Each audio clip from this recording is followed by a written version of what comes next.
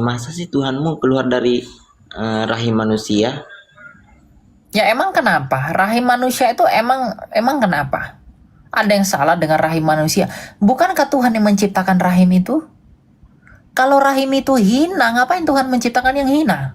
Cuma begini, mereka ngomong begitu karena dalam isi ini mereka yang bawah itu adalah hal yang terkait dengan nafsu-nafsu. Karena ajaran mereka penuh dengan nafsu. Sehingga ketika dikatakan Yesus dilahir dari perawan Maria, maka pikiran mereka kotor. Kenapa? Karena di sininya udah kotor duluan. Seorang muslim bertanya, bagaimana mungkin Tuhan dilahirkan? Pertanyaan ini sering jadi perdebatan. Tapi di video ini, Elia Mairan menjawab dengan tegas, jelas, dan penuh makna rohani. Tonton sampai selesai, karena jawabannya bisa mengubah cara pandangmu tentang iman dan kasih Tuhan. Silakan, siapa ini? Leon. Ya, halo Kak Elia Miron. Ya, silakan Pak. Mau tanya apa Pak? Ini kemarin ya kemarin saya sempat nonton ya argumen Kak Elia Miron dengan Bang Edis ya tentang masalah Yesus punya Tuhan gitu. Gitu. Cuma masalahnya ini kalau seperti yang Bang Edis katakan itu sebenarnya itu benar atau enggak sih ya? Kalau misalnya seperti kalau misalnya dogma itu setiap dogma itu kalau misalnya seorang Kristen yang tidak mempunyai dogma itu tetap masuk surga gitu. Kalau dia melakukan semua perintah yang dikatakan Yesus Kristus itu tanggapannya gimana kan? Apakah seperti kayak Yohanes gitu, walaupun dia tidak memahami arti kata Tritunggal, atau mungkin seorang Kristen yang tidak pernah mempelajari Tritunggal gitu atau tidak mengerti, apa dia masih bisa diselamatkan gitu? Ya, yang pertama ya tentang Yesus punya Tuhan. Yesus punya Tuhan itu bisa dijelaskan maknanya apa. Karena kita harus mengerti dulu arti kata Tuhan. Jadi itu tidak masalah. Yesus punya Tuhan, iya. Yesus punya Tuhan, bisa dikatakan Yesus punya Tuhan. Tapi apa dulu arti kata Tuhan itu? Tuhan itu artinya Kyrie, yaitu penguasa. Nah, Yesus Kristus sendiri adalah penguasa. Lukas 2 ayat 11 dikatakan Kristus Yesus telah lahir bagimu, Kristus Tuhan di kota Daud. Kristus juga disebut Tuhan. Yohanes 13 ayat 13, Yesus juga mengatakan dirinya Tuhan. Tapi Yesus juga menyebut Bapaknya sebagai Tuhan. Tapi lalu begitu, apakah ada Tuhan, ada dua Tuhan? Tidak, hanya ada satu Tuhan. Jadi ketika dikatakan Yesus punya Tuhan, yaitu Bapaknya, dia mengakui ketuhanan Bapaknya, kepenguasaan Bapaknya, kepemilikan Bapaknya.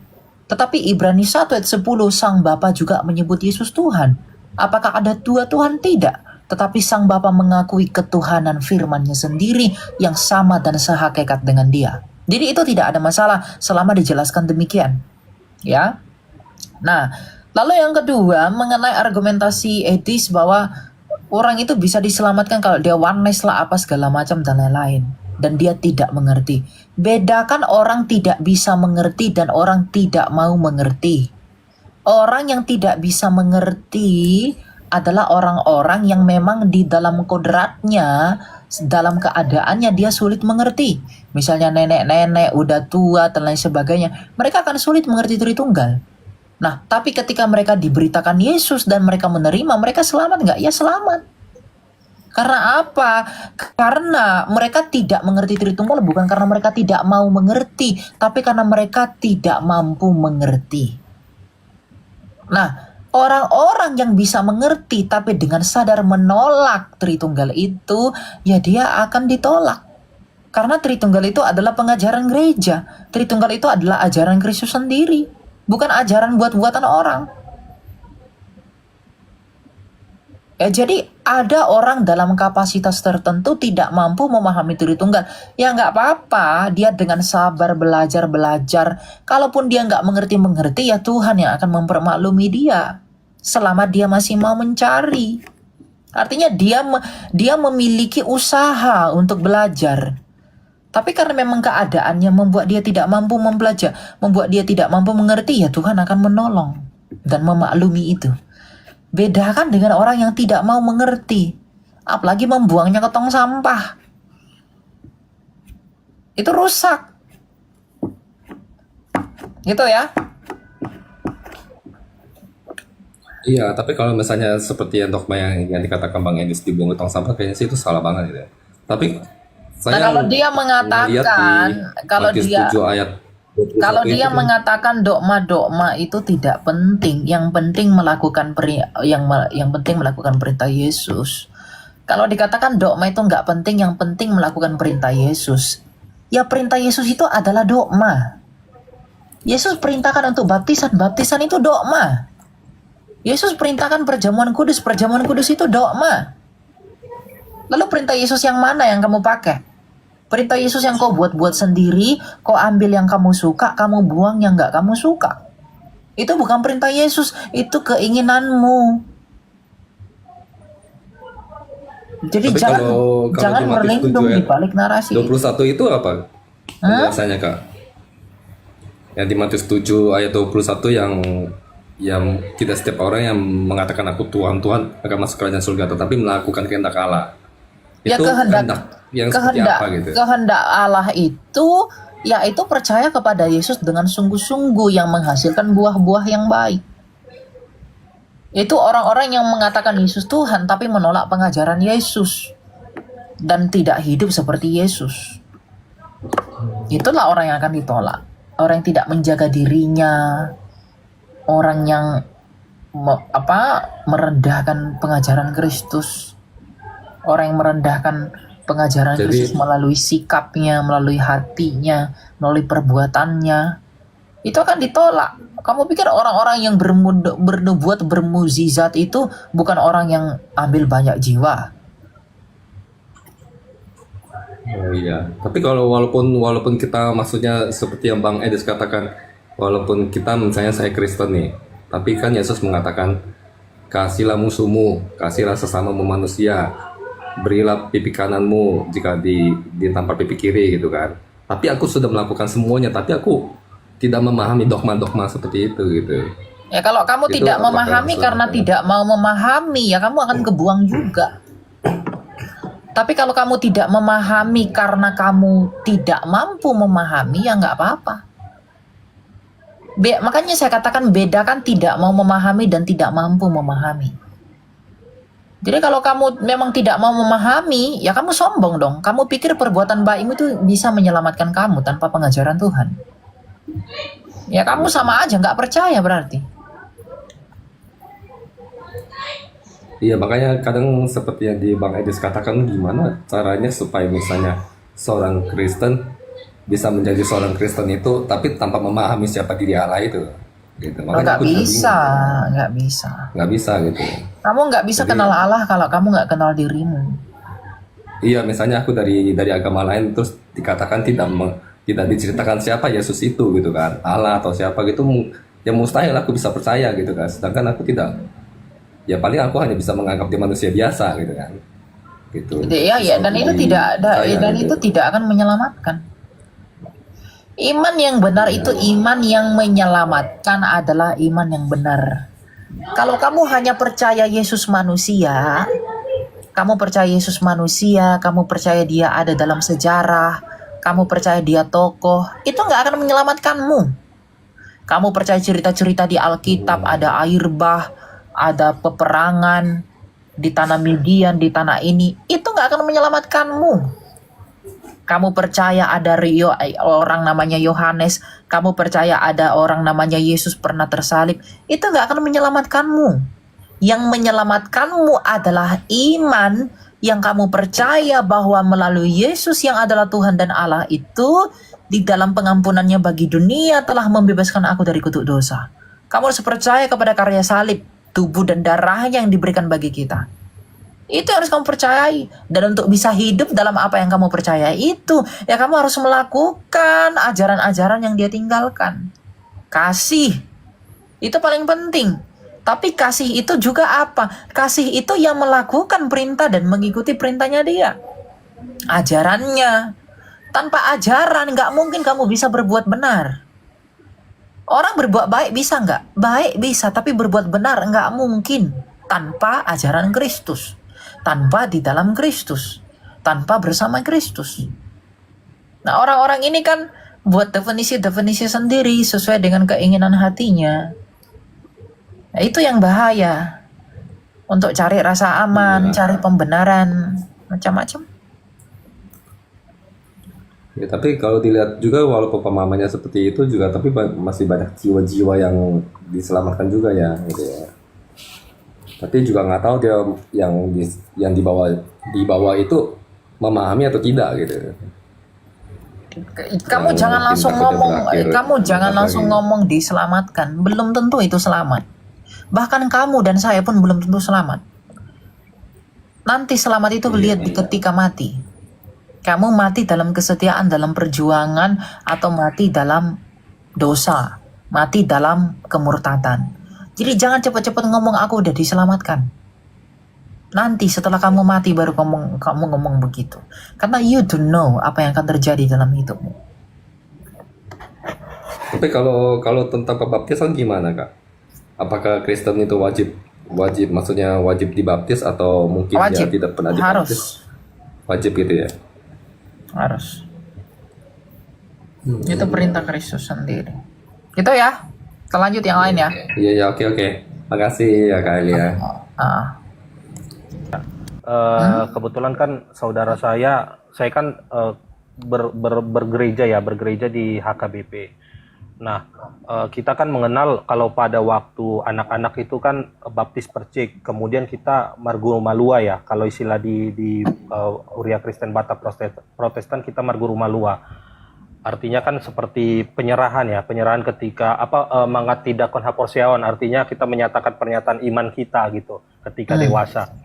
Nah, pada suatu saat saudara saya menyatakan bahwa itu tidak sah gitu. Nah, bagaimana pandangan Kakak? Apakah memang baptisan di dalam kepercayaan iman ini ya di HKBP lah kita bilang, di HKBP seperti yang saya sekarang itu benar atau tidak seperti itu, dan kemudian apakah benar bahwa baptis 2 kali itu sesuai dengan konteks firman Tuhan gitu, Kak? Dibenarkankah atau tidak? maksud yang pertama itu apa? Maksudnya baptisan anak begitu. Iya, itu kan kalau kita kan di HKBP penyerahan lah ya, seperti dipercik ya, dipercik ketika anak-anak di bawah umur berapa ya? Ya kita bilang lah umur masih 1 tahunan seperti itu atau bulanan, itu kan dibawa biasanya ke gereja untuk dipercik seperti itu. Kemudian kita setelah dewasa kita namanya mengatidakon haporsiawan gitu atau pernyataan iman. Ya berarti masalah yang Bahasanya seperti ditanyakan adalah baptisan anak itu sah atau tidak ya, sah-sah saja. Karena baptisan itu adalah tanda perjanjian. Dan lebih dalam daripada itu, orang yang menolak baptisan anak karena mereka berpikirnya sempit. Mereka berpikir bahwa baptisan itu hanya simbol pertobatan. Sehingga anak kecil itu kan belum tahu apa-apa, maka dia itu nggak bisa bertobat, maka anak kecil nggak usah dibaptis. Padahal baptisan Nah, itu itu juga. bukan hanya simbol pertobatan. Baptisan yang adalah simbol pertobatan itu bukan baptisan orang Kristen, itu baptisan Yohanes. Baptisan Yohanes lah baptisan pertobatan. Tapi baptisan Yesus Kristus bukanlah tentang baptis pertobatan, tapi tentang kelahiran kembali. Makanya Kristus mengatakan, jikalau kamu tidak dilahirkan kembali dari air dan roh, kamu tidak mungkin masuk ke dalam kerajaan Allah. Jadi baptisan orang Kristen itu tujuan utama baptisan orang Kristen itu bukan pertobatan.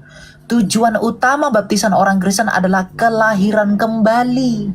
Artinya untuk bisa memperoleh hidup yang kekal itu, kita harus dilahirkan kembali dari Kristus.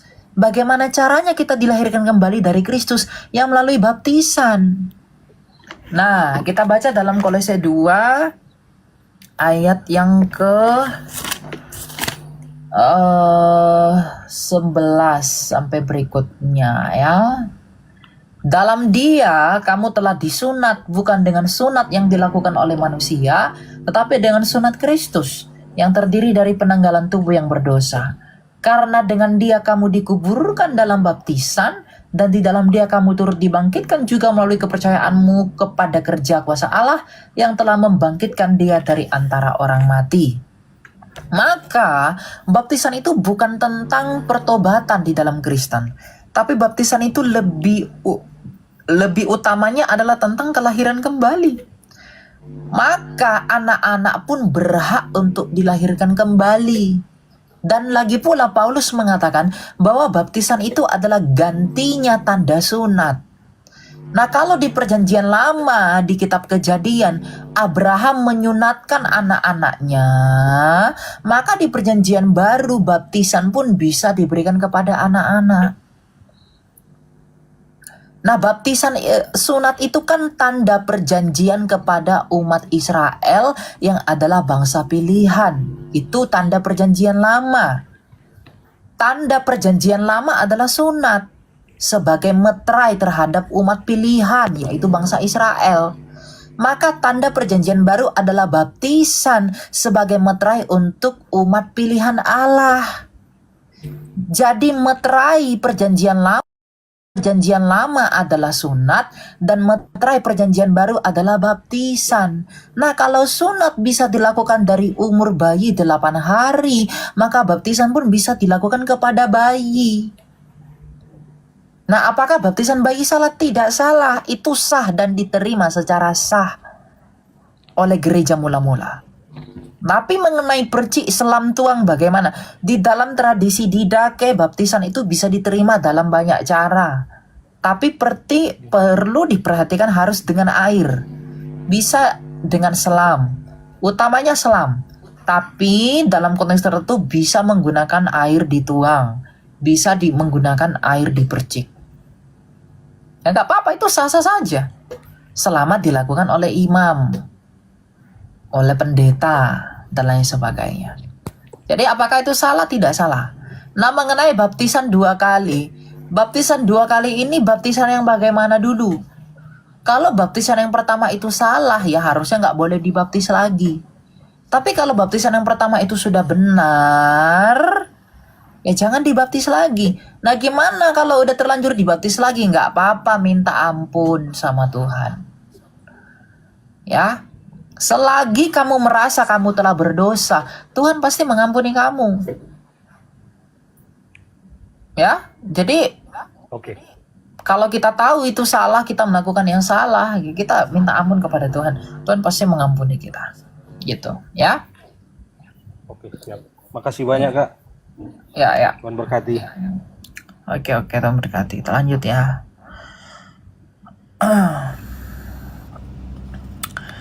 Oke, kita lanjut ya teman-teman. Kok turun-turun sih baju gue nih? Siapa nih? Silakan Ifak. Ya, shalom Kak Elia. Selamat hari Shalom. Minggu.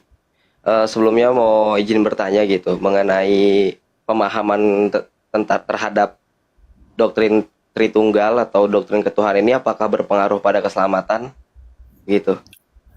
Iya, berpengaruh. Kalau kamu nggak mengerti Tritunggal, berpengaruh dalam artian penjelasan yang lebih dalam ya. Kalau kamu nggak ngerti Tritunggal, kamu nggak akan ngerti Alkitab. Oke. Ya, tapi beda gini ya.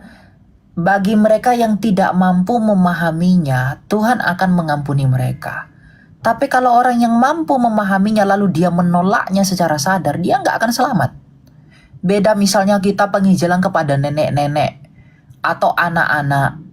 Nenek-nenek udah opung-opung, dia udah nggak ngerti lagi tuh tentang bahasa-bahasa yang agak ruwet, atau dia nggak mengerti lagi tuh tentang hal yang seperti sulit menangkap. Maka untuk hal yang seperti itu Tuhan akan memaklumi orang itu. Tuhan tidak akan paksakan jikalau ia tidak sanggup menerimanya. Misalnya orang gila diajarin Tritunggal yang rangudeng, tapi dia memiliki Roh Kudus yang memampukan hati nuraninya untuk percaya. Jadi Tritunggal itu akan berpengaruh bagi keselamatanmu jikalau kamu dengan sadar menolak itu. Jadi jadi bedakan kamu mau memahami atau tidak. Kalau kamu tidak sanggup memahami, Tuhan akan menolong kamu atau Tuhan akan memaklumi kamu. Tapi kalau kamu dengan sadar menolak ajaran itu, padahal kamu mampu mengerti dan kamu bahkan mengerti, tapi kamu menolak ajaran yang diteruskan oleh Rasul itu, ya padahal itu kamu akan binasa. nggak akan selamat. Kenapa? Karena kamu secara sadar menolak ajaran yang benar. Karena Yesus sendirilah yang memperkenalkan Tritunggal itu. Matius 28 ayat 19. Rasul Yohanes memperkatakan tentang Tritunggal itu. Di dalam 1 Yohanes tentang Johannikoma. Ada yang tiga yang memberi kesaksian di surga. Jadi kalau kamu menginjili orang, kayak kamu harus ajarkan dia secara penuh. Tapi kalau dia nggak mampu mengerti, nggak apa-apa. Nanti ada proses belajar. Tapi kalau udah tua atau udah sakit lah, atau udah misalnya di ujung waktu hidupnya, dia belum sempat mengerti Tritunggal, atau dia nggak mendengarkan Tritunggal, itu kan konteks-konteks tertentu. Sama seperti kamu tanya, apakah orang Kristen perlu dibaptis? Ya perlu. Tapi dalam keadaan yang tidak memungkinkan dia bisa dibaptis, apabila dia percaya kepada Yesus, ya dia akan selamat. Nah, jadi kita harus lihat konteksnya, kita harus lihat keseluruhannya. Tapi kalau dia secara sadar menolak ajaran Tritunggal, sedangkan dia bisa mengerti, dia bisa paham, tapi dia menolaknya dengan sadar, ya dia akan binasa. Karena itu ajaran Tuhan. Gitu. Jadi sebelumnya maaf kenapa aku bertanya begini, karena kan memang aku baru bisa dibilang baru orang yang baru menerima Tuhan Yesus, ya kan, baru 3 bulan. Jadi aku jadi kayak mikir gitu, was-was masalah keimanan ini gitu. Ketika pemahaman kita salah, berarti kita juga tidak terselamatkan, begitu Kak? Ya, saran saya kepada kamu, kalau kamu sungguh-sungguh beriman, yang kamu belajarlah. Kalau kamu mengatakan kamu percaya Yesus, tapi kalau kamu tidak mau mempelajari ajaran Yesus, ya kamu nggak percaya namanya. Ya. Nah, kalau kamu sadar kamu seperti itu, belum tahu dan lain sebagainya, kamu harus belajar. Bukankah Tuhan Yesus mengatakan carilah dahulu kerajaan Allah dan kebenarannya? Kamu nggak cukup percaya Yesus, itu nggak cukup. Kamu harus mencari kebenaran kerajaan itu agar kamu bisa bertanggung jawab atas imanmu kelak di hari pengadilan Tuhan. Agar kamu bisa bertanggung jawab kelak di hari pengadilan. Jadi kalau kamu sungguh-sungguh mencintai Kristus, kamu pasti mencari tahu ajaran Kristus. Kalau kamu cinta sama pacarmu, kamu cinta sama kekasihmu, kamu pasti cari tahu banyak tentang dia. Kamu tahu dia suka makan apa, kamu tahu dia suka baju apa, kamu cari tahu dia sukanya pakai sepatu apa. Itu cinta kepada manusia. Terlebih lagi cinta kita kepada Kristus. Seharusnya kita mendalami kedalaman Kristus itu lebih dalam. Mencari tahu dia. Karena mencari tahu Tuhan itu lebih indah daripada mencari tahu yang lain. Jadi ya kamu harus bertumbuh dalam imanmu. Jangan kamu mengatakan, cukup percaya ini sajalah. Berarti kamu dengan sadar menolak untuk mencari tahu Allah. Dan nanti kamu akan dihakimi. Kamu udah tahu kamu kurang mengerti, tapi kamu tidak mau mengerti. Kamu tahu kamu sakit, tapi kamu tidak mau berobat, ya kamu tetap sakit dong. Kamu tahu kamu kurang, tapi kamu tidak mau mempelajari, ya itu hanya merugikan kamu, bukan merugikan saya atau siapapun. Itu ya? Betul. Iya. Satu lagi Kak, yang aku mau tanyain gitu. Bagaimana pemahaman orang-orang SSY, saksi Yehova tentang Roh Kudus itu? Derajatnya seperti apa terhadap pemahaman mereka? Ya, saksi Yehova itu mengajarkan bahwa Roh Kudus itu adalah energinya Allah, bukan pribadi yang hidup. Mereka percaya bahwa Roh Kudus itu hanya hembusan, hanya kekuatan, hanya energinya ilahi. Mereka tidak percaya Roh Allah itu adalah pribadi yang hidup, hipostasis yang hidup. Ya, dalam hal itu, ya itu ditolak oleh gereja dan itu sudah dikutuk oleh gereja. Jadi, ya itu paham yang sesat. Makanya mereka tergolong ajaran Unitarianisme yang menolak pengertian tentang Allah Tritunggal dan membuatnya dengan ajaran-ajaran sendiri. Gitu. Oke. Terima kasih Kak ya sudah menjawab pertanyaan saya. Terima kasih, Tuhan berkati. Tuhan berkati ya. Kita lanjut ya.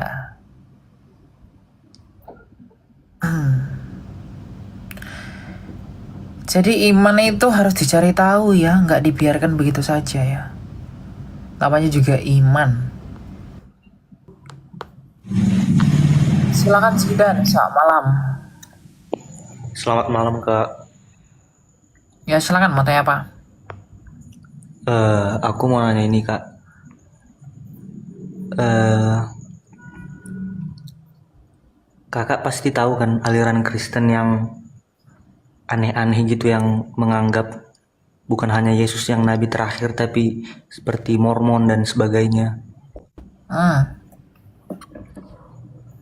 Itu mereka ngasih data dan dalil mereka itu ada di Alkitab, dan cara kita untuk ngebantai itu gimana Kak? Ya setan juga pakai Alkitab kok. Setan coba Yesus pakai Alkitab.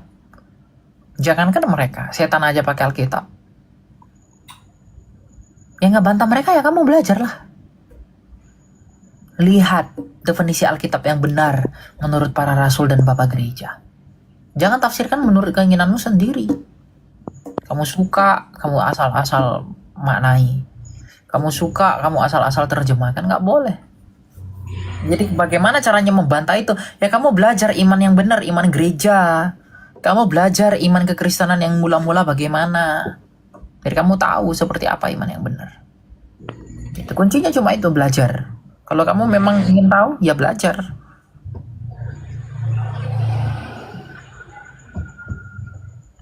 Gitu ya. Ya Kak, ya Kak. Oke.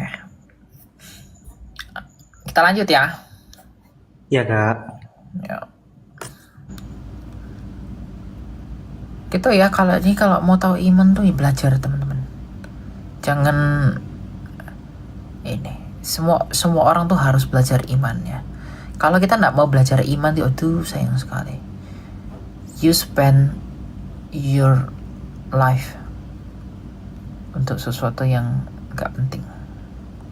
Karena gimana pun imanmu itu yang akan menyelamatkan kamu pada akhirnya ketika kamu meninggalkan dunia ini. Ya, malam.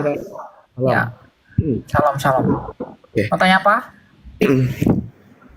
Kak, saya mau tanya, untuk dari beberapa ajaran agama kan di Kristen kan banyak ya Kak, dari bapak gereja. Menurut Kakak ajaran mana yang mungkin itu lebih valid Kak? Yang mungkin bisa dipelajari, kan ada banyak tuh. Dari menurut kayak kematian akan masuknya kemana kita. Contohnya ada dari beberapa ajaran gitu. Ada yang disimpan di Taman Firdaus terlebih dahulu sampai hingga pengangkatan. Pelajari aja tafsir bapak-bapak gereja mula-mula itu seperti apa. Nanti kamu akan tahu sendiri. Baca aja buku-buku, misalnya buku-bukunya Eusebius atau buku-bukunya Andreas atau bukunya Epifanius atau bukunya Yohanes Chrysostom. Nah, mereka itu bukunya bagus untuk bisa belajar tentang semua tafsir gereja purba. Gitu. Oke. Sama ini Kak. Menurut saya soal tentang Tritunggal itu menggunakan analogi kayak seperti matahari ya Kak. Jadi matahari itu hakikat kodratnya dia, dan dia itu realita itu seperti cahaya, panas, ataupun kayak air. Analoginya kayak air, dia satu jenis CO2, tetapi dia memiliki sebuah uap, cair dan padat. Nggak apa-apa. Tapi kodratnya adalah Allah itu sendiri. Bisa digunakan, tapi ya harus hati-hati menggunakannya. Nggak ada analogi yang bisa menjelaskan seluruh ketritunggalan itu dengan baik. Karena Tritunggal itu tidak seperti apa-apa. Analogi itu kan hanya menganalogikan sebagian dari apa yang dianggap bisa dianalogikan. Bukan berarti keseluruhan dari Tritunggal itu bisa dianalogikan. Itu salah itu. Baik. Terus menurut Kakak soal tentang deeksorsisme yang digunakan di ritual Katolik itu sungguh ada atau sekedar cuma rekayasa Kak? Mitos atau gimana? Saya bukan Katolik, jadi saya nggak bisa jawab itu. Oke. Oke, gitu aja deh Kak. Nanti bisa dibuka chat saya lagi ya Kak? Oke, ya. Oke, thank you. Shalom. Tuhan Yesus memberkati. Oke. Oke, kita lanjut ya. Ah, ah, ah, ah, ah.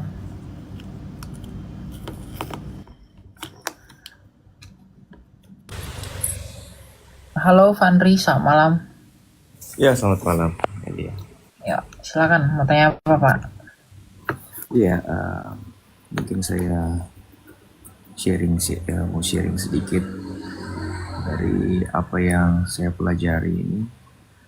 Bahwa selama ini ada beberapa dari kalangan apologis yang menyebut dia apologis mungkin lebih tepatnya, yang bicara tentang Tritunggal. Mungkin saya minta pandangan dari Elia tentang seberapa jauh doktrin Tritunggal itu dapat menyesatkan seseorang, karena saya percaya bahwa doktrin Tritunggal adalah apa yang memang diajarkan oleh kitab suci, dan saya kira Elia juga percaya itu sesuai dengan apa yang diajarkan juga oleh bapak-bapak gereja.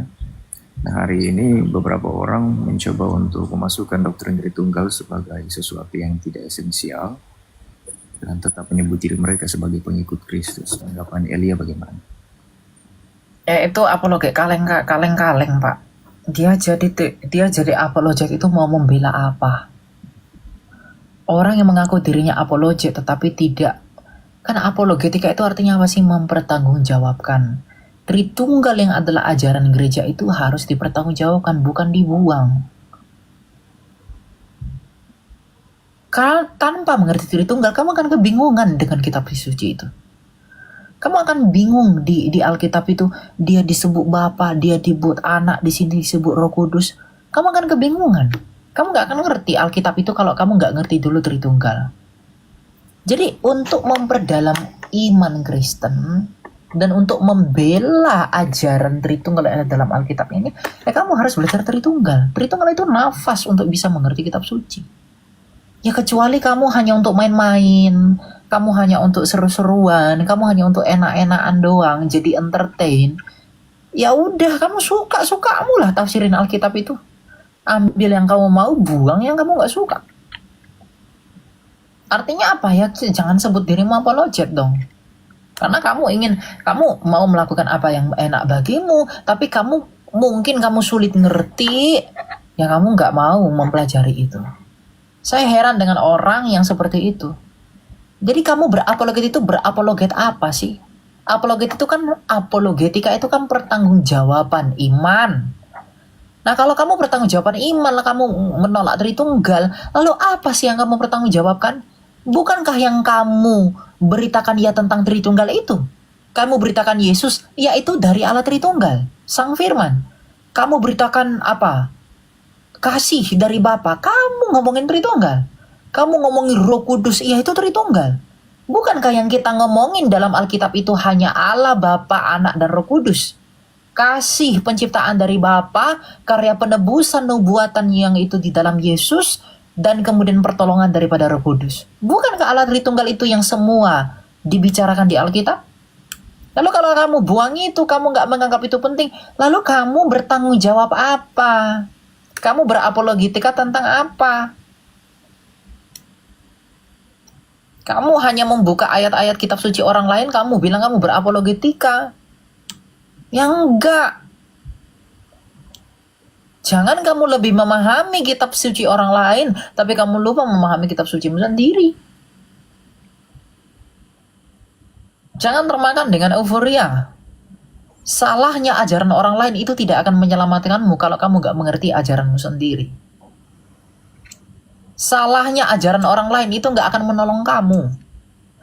Salahnya ajaran orang lain itu tidak akan menyelamatkan kamu. Yang menyelamatkan kamu adalah iman yang benar yang kamu mengerti.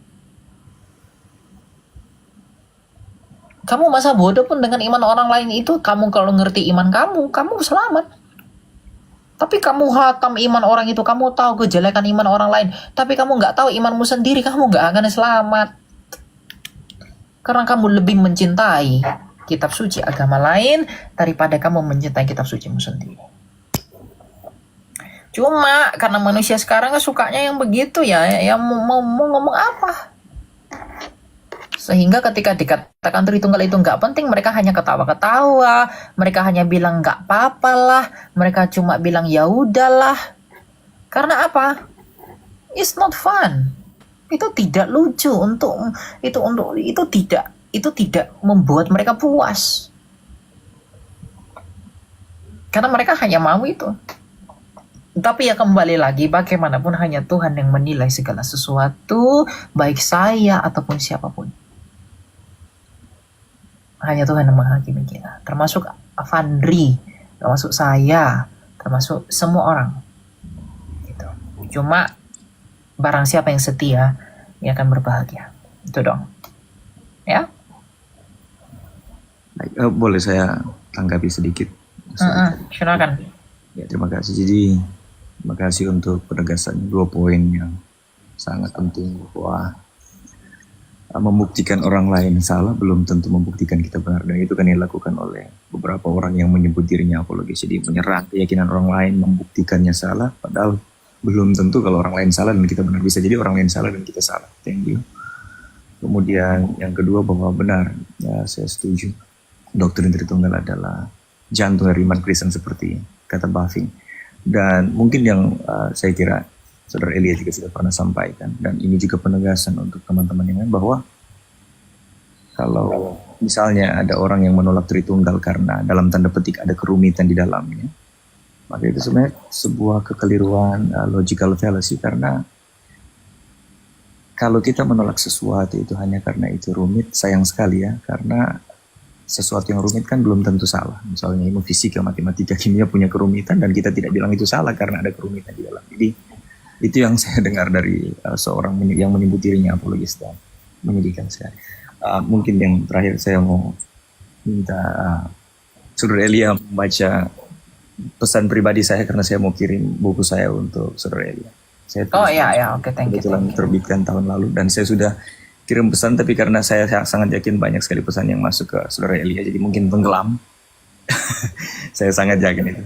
Tapi kita sebenarnya pernah berkomunikasi, kita berdua. Oh ya? Putus, kita putus. Elia juga pernah komen di video saya beberapa tahun. Saya follow dulu lah kalau gitu.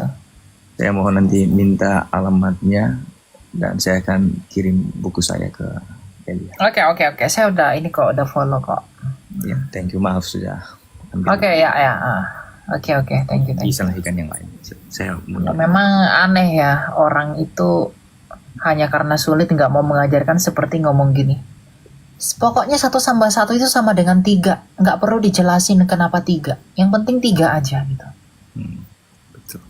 Udah 3 aja, 1+1 tuh 3. Nggak perlu dijelasin kayak mana gimana, padahal itu salah kan. Betul. Karena ribet.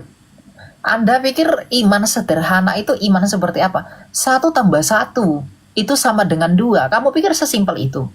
Itu ada penjelasannya. Namanya kalau tidak salah itu pano aksioma. Itu ribet. Jadi hal yang sederhana itu justru dijelaskan dengan ribet.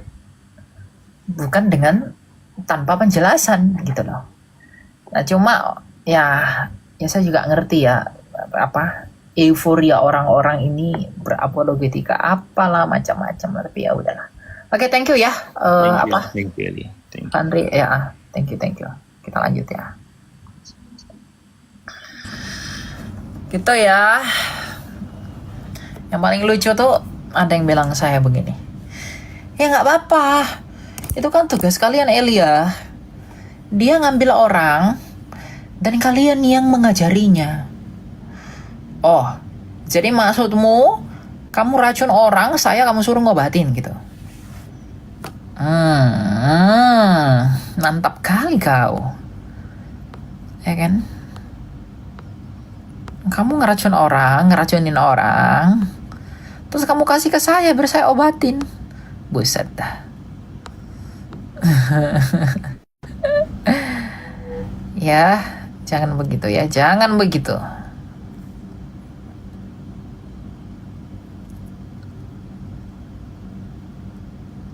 Nih, kok nggak ada ya yang naik ya? Mana ini? Kekayaan. Halo kekayaan. Ini mau nanya. Lumayan bingung sih aku. Aku memang Kristen, Katolik. Oke. Tanya apa? ini kan katanya kan Yesus kan Allah itu sendiri kan. Yesus adalah Allah. Ya, yang bingung aku di situ waktu sebelum dia disalibkan malamnya ia berdoa. Terus ada satu kutipan mengatakan bahwa malaikat memberikan dia kekuatan. Heeh. Itu aku bingung karena masa sih dia kan ya dia memang punya menjalankan dua tugas sebagai manusia dan Allah, tapi kenapa malaikat memberikan dia kekuatan lagi pada saat Yesus mau disalibkan? Ya. Ya dia kan ketika menjadi manusia sungguh-sungguh manusia ya, seperti manusia pada umumnya ketika mau mengalami penderitaan ya dia juga mengalami ketakutan dalam penderitaan itu. Maka Kristus dalam kodratnya sebagai manusia ya wajar seperti manusia mengalami ketakutan. Maka malaikat memberikan kekuatan ketika dia takut dalam keadaannya sebagai manusia itu. Karena dia adalah firman Allah yang sungguh-sungguh menjadi manusia, menambahkan kodrat manusia itu pada dirinya sendiri. Sehingga dia makan, Tuhan perlu makan emang. Dia minum, dia tidur, dia menangis, dia kehausan. Itu sifat-sifat manusia. Maka dia mengalami itu semua. Seperti orang Islam percaya firman Allah jadi buku, maka disebut Al-Quran. Nah apabila Al-Quran itu terbakar, yang terbakar itu apakah firman Allahnya? Tidak, yang terbakar itu kertasnya. Iya. Karena yang bisa terbakar itu sifatnya kertas, bukan sifatnya firman Allah. Kalau dia jatuh kejatuhan air, apakah firman Allah basah? Tidak. Yang basah adalah kertasnya. Karena sifat kertaslah yang bisa basah. Maka ketakutan makan minum itu adalah sifat manusia ketika firman Allah itu menjadi manusia. Bukan sifat ilahi. Gitu. Iya. Dan satu lagi, kenapa pas Yesus itu kenapa tidak langsung memberikan bahwa dia agama Kristen tapi dia agama Yahudi? Yesus memang tidak membawa agama, Pak. Dia datang membawa keselamatan. Nah, orang-orang yang mengikut Kristus ini disebut Kristen. Arti Kristus itu kan juru selamat. Nah, Kristen ini artinya pengikut juru selamat. Yesus nggak buat agama baru kok. Dia tidak mendirikan agama. Dia mendirikan gereja. Dia mendirikan umat. Dia mendirikan jemaat. Dia tidak mendirikan agama. Tapi dia pengikut Yahudi kan? Dia seorang Yahudi, betul. Karena memang keselamatan harus datang dari bangsa Yahudi. Justru karena Yesus Yahudi, genaplah dialah juru selamat itu. Oh, jadi pas Yesus ibaratnya kayak kita nonton film season 1 dan season 2. Season 1-nya Yahudi, season 2-nya Kristen gitu. Iya, Yahudi itu kan ajaran-ajaran sebelum kedatangan Yesus. Nah, setelah Yesus datang, dia menggenapi semua ajaran-ajaran orang Yahudi itu. Nubuatan tentang Mesias mereka. Itulah yang diajarkan Yesus. Gitu.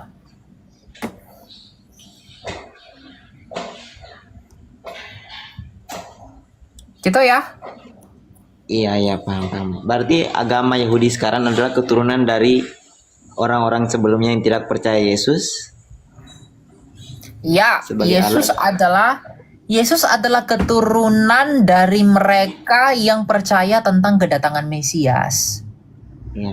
Nah, ketika Mesias ini datang, maka disebut namanya Yesus. Gitu.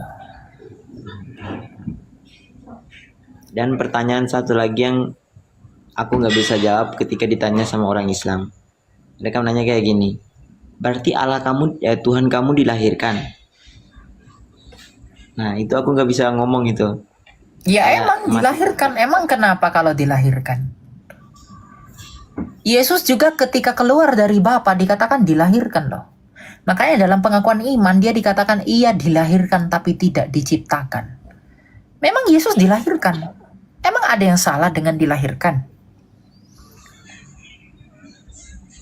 Ya Emang mungkin kenapa? bagi mereka kayak Bagi mereka nggak apa-apa. Bagi mereka nggak apa-apa. Ya mungkin bagi mereka dilahirkan itu suatu hal yang hina. Berarti mereka yang lahir dari ibunya itu terhina begitu. Ya Tuhan mungkin kok bagi mereka dilahirkan, Tuhan kok begini. Tuhan menjadi manusia yang memang harus dilahirkan, bukan gedebuk dari langit lalu jadi manusia. Tidak, karena dia bukan manusia jadi-jadian, tapi dia adalah manusia sesungguhnya.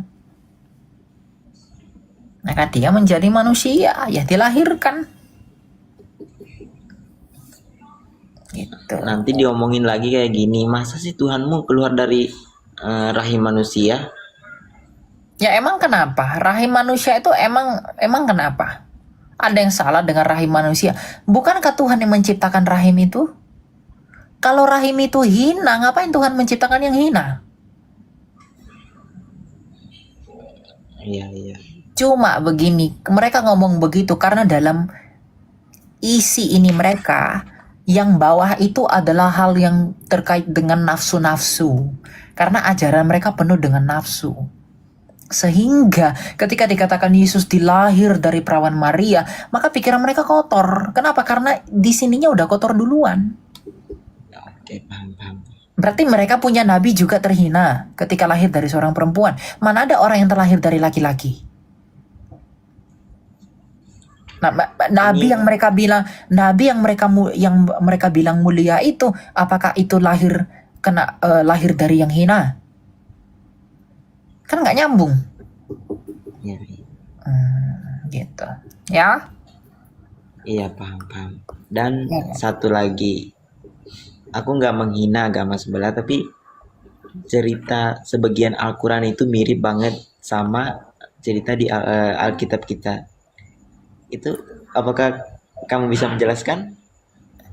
Mirip tapi tidak sama. Iya, memang. Ya. Tapi aku merasa kayak mereka ambil dari kita gitu. Saya nggak mengatakan mereka ambil dari kita, tapi mereka memiliki cerita yang baru. Ya semua nggak ada yang sama. Ceritanya kelihatan sama, tapi nggak sama. Sejarahnya beda, tahunnya beda, silsilahnya beda. Misalnya mereka mengatakan Isa anak Maryam saudara Harun. Isa anak Maryam saudara Harun. Yesus itu anaknya Maria, bukan saudara Harun. Jarak Maria ke Harun itu 1000 tahun. Berarti kalau Maria, Isa anak Maria saudara Harun, berarti Harun itu pamannya Isa. Jaraknya Maria, Bunda Maria, ibu Yesus dalam Alkitab, dengan Harun, saudaranya si Musa, itu 1000 tahun. Nah mereka, Maryam itu, ibu Isa itu adalah saudara Harun. Berarti Yesus, Isanya mereka lebih tua 1000 tahun daripada Yesusnya kita. Nah silsilah aja udah salah. Sejarah. Kita tahu Yesus lahir di tahun 4 sebelum Masehi. Nah mereka tanya, ada enggak sejarahnya Isa lahir tahun kapan? Sampai sekarang mereka nggak bisa buktikan itu. Coba. Ada enggak sejarahnya dari pihak mereka yang membuktikan Nabi Isa itu lahirnya tahun kapan? Gak ada. Nggak Misalnya, kita mengatakan Yesus lahir di kandang domba. Ada nggak sejarah dan bukti arkeologinya? Ada. Sekarang kamu pergi ke Israel, ke Yerusalem, ke Bethlehem di Palestina. Kamu ketemu itu bukti arkeologi kelahiran Yesus? Dan kalau kamu nggak percaya arkeologi, buka data sejarah, data tulisan Eusebius di abad kedua. Mereka bilang Yesus lahir di kandang domba. Nah mereka bilang Nabi Isa lahir di bawah pohon kurma. Oke, itu menurut ayatmu. Sejarahnya tunjukin dong. Ada nggak data sejarahnya dia lahir di bawah pohon kurma, di luar daripada kitab suci mereka? Ya kalau nggak ada, ngapain kamu ngeklaim? Alkitab kita mengatakan Yesus lahir di kandang domba. Itu didukung oleh fakta sejarah. Nah, kandang domba itu nggak mungkin dilahiri pohon kurma. Pohon kurma itu bukan rumput. Pohon kurma itu tinggi. Lagian kandang domba tempat kelahiran Yesus itu dari ukiran batu. Bagaimana pohon kurma lahir di dalam batu?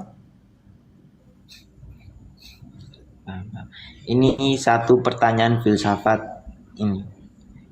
Ya beda. Mengatakan ini sabar. Ada satu pertanyaan filsafat yang mengatakan bahwa eh, Tuhan Tuhan maha bisa, maha segalanya. Terus kenapa dia membutuhkan malaikat untuk membantunya? Dia membutuhkan malaikat bukan untuk membantunya, dia membuat malaikat untuk kemuliaannya. Justru karena dia maha kuasa lah makanya dia ciptakan manusia, dia ciptakan malaikat. Justru malaikat itu ada justru bukti kemahakuasaannya. Sekarang saya tanya kamu kalau ketemu orang kaya, udah konglomerat, dia bisa masak. Kenapa dia butuh pembantu untuk masak? Apakah karena dia nggak bisa masak? Enggak. Dia bukan nggak bisa masak. Justru dia membuktikan kekayaannya. Aku bisa masak, tapi aku butuh pembantu untuk memasak. Itulah kekayaanku, kata orang kaya. Nah, Allah menciptakan malaikat bukan berarti karena dia butuh bantuan, nggak bisa melakukan apa-apa. Tapi itu membuktikan dia itu mulia. Justru itu bukti bahwa dia maha kuasa, bisa melakukan semua. Gitu ya, itu pertanyaan filsafat yang tidak filsafati itu.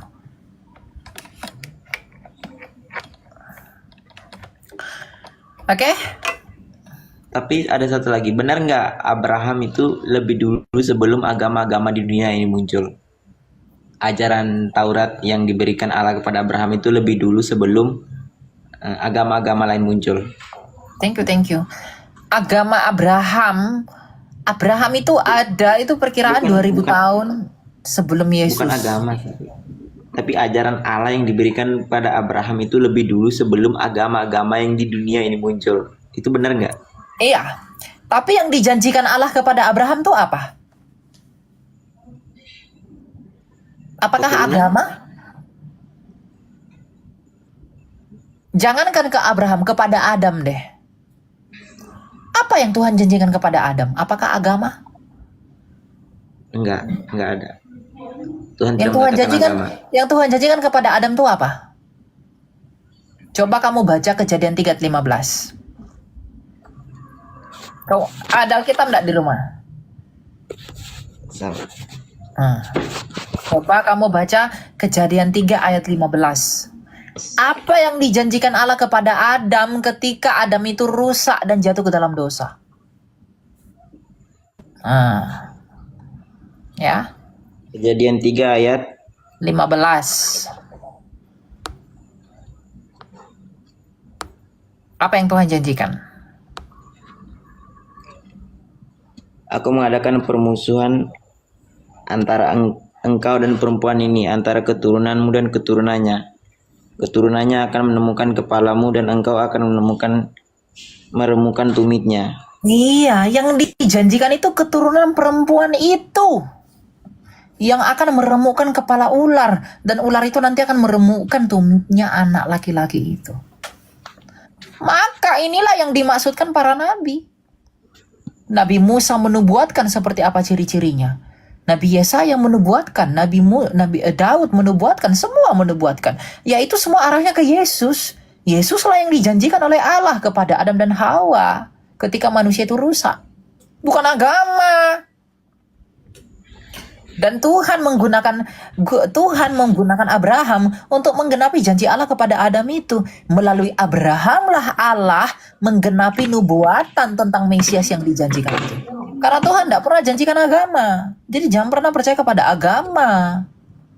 Yang Tuhan janjikan ketika manusia rusak adalah Mesias.